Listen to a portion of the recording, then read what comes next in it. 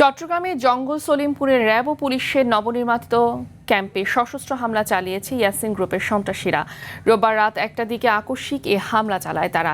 এর আগে বাড়ি চলাচল অচল করতে একাধিক স্থানের রাস্তা কেটে ফেলে সন্ত্রাসীরা। আক্রমণের মুখে তাৎক্ষণিকভাবে পাল্টা গুলি চালায় যৌথ বাহিনীর সদস্যরাও, তবে এতে হতাহতের কোনো খবর পাওয়া যায়নি।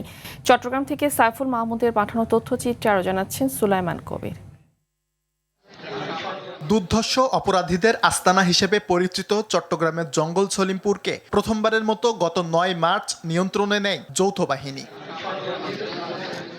নিয়মিত টহল ও নজরদারি নিশ্চিত করতে নির্মাণ করা হয় র্যাব ও পুলিশের ক্যাম্প। আগামী ৩১ মে এই ক্যাম্পের উদ্বোধন করার কথা ছিল স্বরাষ্ট্রমন্ত্রীর, তবে তার আগেই রোববার রাতে ক্যাম্পে হামলা চালায় স্থানীয় ইয়াসিন গ্রুপের সন্ত্রাসীরা। ভেতরে থাকা র্যাব ও পুলিশ সদস্যদের লক্ষ্য করে চালানো হয় ভারী অস্ত্রের গুলি। এর আগে বাইরে থেকে অভিযান আটকাতে সুপরিকল্পিতভাবে কেটে ফেলা হয় সলিমপুর ও আলীনগর সড়কের একাধিক জায়গা।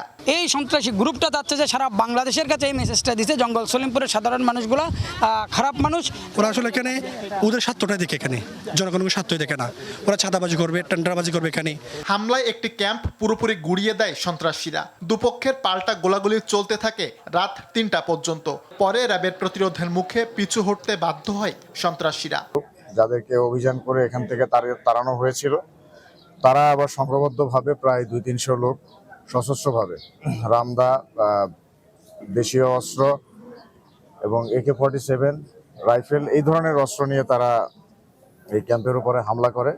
সকাল থেকেই পুরো এলাকা ঘিরে অভিযান চালিয়েছে র্যাব ও পুলিশ। হারানো নিয়ন্ত্রণ ফিরে পেতেই সন্ত্রাসীরা তৎপরতা শুরু করেছে জানিয়ে শক্ত হাতে তা মোকাবেলার কথা জানিয়েছেন জেলা পুলিশ সুপার। আমরা চাই যে এখানকার এই জঙ্গল সলিমপুরের যে পূর্বের অবস্থা ছিল, এখান থেকে একটা স্বাভাবিক অবস্থা যেন ফিরে আসে। এখানকার আইন শৃঙ্খলা রক্ষা করার জন্য, এই জনপদের শান্তি ফিরিয়ে নিয়ে আসার জন্য আমাদের পক্ষ থেকে যা যা করণীয়, জেলা পুলিশের পক্ষ থেকে যা যা করণীয় আমরা করবো ইনশাল্লাহ। প্রায় ৩১০০ একর সরকারি পাহাড় ও বনভূমি নিয়ে বিস্তৃত জঙ্গল সলিমপুরের বড় অংশই অবৈধ দখলের শিকার। সুলাইমান কবির, RTV।